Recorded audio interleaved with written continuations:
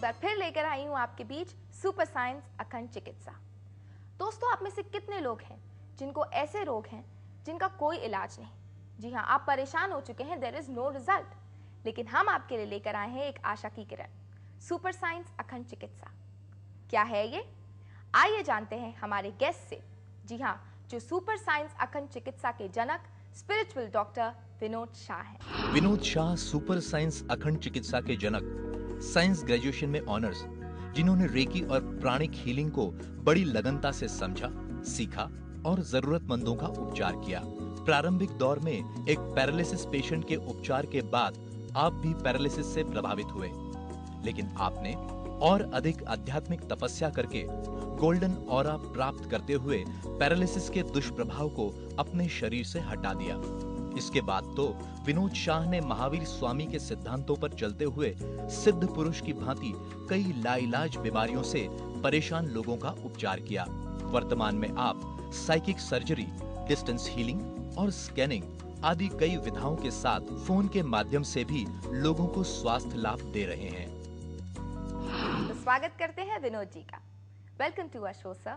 नमस्कार विनोद जी, जैसा कि आपने अपने पिछले एपिसोड में बताया कि आपकी ये पद्धति जैनिज्म पर आधारित है, तो जैनिज्म में शामिल होने वाली ये दो महत्वपूर्ण चीजें, एक तो नवकार मंत्र और दूसरा मोक्ष मार्ग, इनके बारे में आप क्या कहते हैं?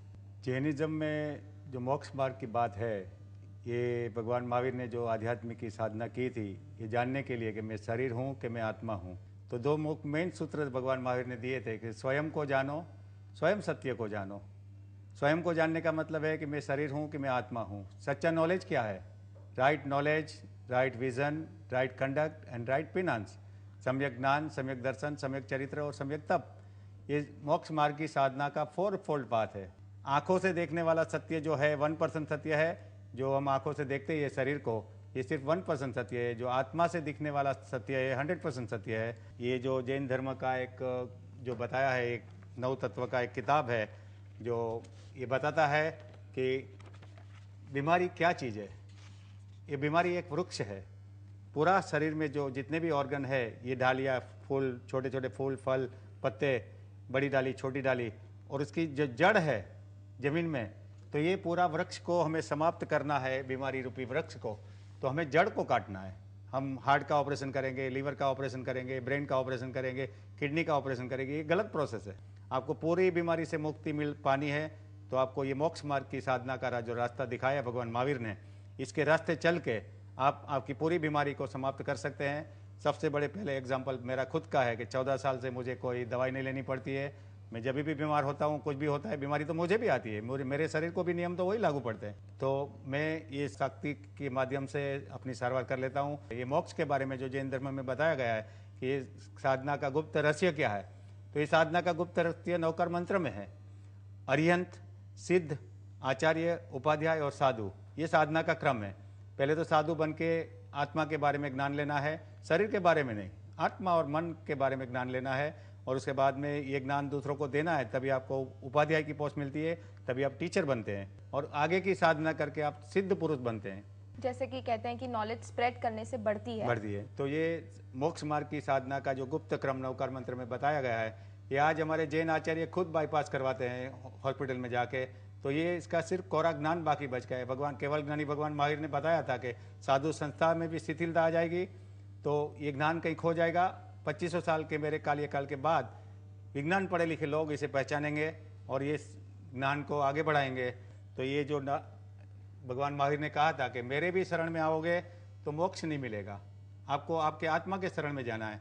तो ये नरक की चित्र वाली नरक की सजा, हमारे कर्मों की नरक की सजा, मन वचन और काया से होने वाले जो कर्म है, ये बीमारी दुख दर्द देते हैं, और इसकी अगर हम मेडिसिन लेते रहेंगे तो नरक की सजा भुगतनी पड़ती है। ये जो नरक की चित्रावली का एक पोस्टर है जो बताता है कि आपको देवी देवताओं के शरण में भी नहीं जाना है, भोग चढ़ाना नहीं है, आपको गुरु के शरण में भी नहीं जाना है, आपको आपके आत्मा के शरण में जाना है। और आप अगर गलत कर्म करोगे तो उसकी सजा नरक में मिलेगी। ये नरक कहाँ पे है? जो आपके ऊपर काट के ऑपरेशन होते हैं, ये हॉस्पिटल रूपी नरक में आपको आपके कर्मों की सजा मिलती है।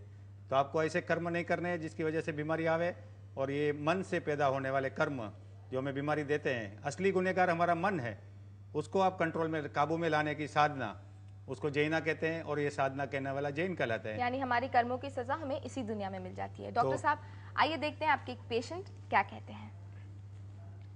मेरे बेटे को जो है बीमारी हो गई थी, डिप्रेशन में चला गया था। हम लोग कलकत्ता में रहते थे। कलकत्ता में जो है इसको डॉक्टरों को दिखाया, काफ़ी डॉक्टरों को दिखाया, तांत्रिक को बुलाया हमने घर में। उसके बाद फिर उसको कुछ फ़ायदा नहीं होता था। डॉक्टरों के पास को वहाँ पे एडमिट भी करके रखा, शॉक भी लगाया। हम लोग, मेरे मम्मी पापा गए थे वहाँ से बॉम्बे लेके आए। यहाँ पे डॉक्टर आश्विनी में इलाज चल रहा था, नेवी के डॉक्टरों ने इलाज किया। तो ये लोग दवाई देते थे, दवाई खा के दिन भर सोता रहता था। 3-3 महीने ऐसे पड़ा ही था, ऐसे सोता, खाने के लिए उठता था फिर सो जाता था। तो हम एक दिन ऐसे बैठे थे, टीवी में हम लोग देख रहे थे, तो डॉक्टर साहब का जो हमने देखा इसमें प्रोग्राम चल रहा था। फिर हम देख के तो हमारे हस्बैंड हम दोनों ने डिसाइड किया कि हम दोनों जो है डॉक्टर साहब से मिलेंगे, दिखाएंगे हम डॉक्टर साहब को। हो सकता है डॉक्टर साहब से हमारे लड़का जो है ठीक हो जाए। फिर हम दोनों मियाँ बीवी दोनों डॉक्टर साहब से आए, इनसे मिले, हमारे लड़के को दिखाया। और मेरा लड़का जो है जिस दिन दिखाया डॉक्टर साहब को, उसी दिन मेरा लड़का ठीक हो गया। हम घर लेके आए लड़के को। तो दूसरे दिन फिर जो है हमारे लड़के को थोड़ा सर में दर्द हो गया था। डॉक्टर साहब को फ़ोन पे हमने बताया, तो डॉक्टर साहब ने जो है फ़ोन पे ही उसका इलाज कर दिया। तो उसका सर दर्द ठीक हो गया 2 मिनट के अंदर। विनोद जी, आपका इस मामले में क्या कहना है?